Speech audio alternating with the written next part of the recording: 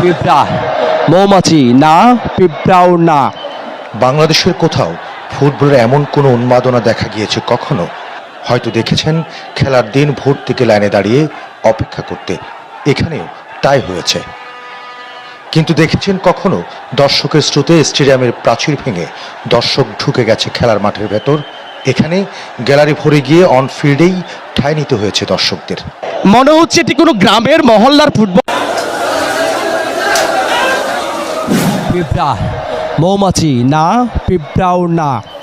বাংলাদেশের কোথাও ফুটবলের এমন কোনো উন্মাদনা দেখা গিয়েছে কখনো?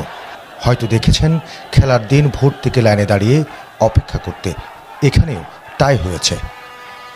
কিন্তু দেখেছেন কখনো দর্শকের স্রোতে স্টেডিয়ামের প্রাচীর ভেঙে দর্শক ঢুকে গেছে খেলার মাঠের ভেতর?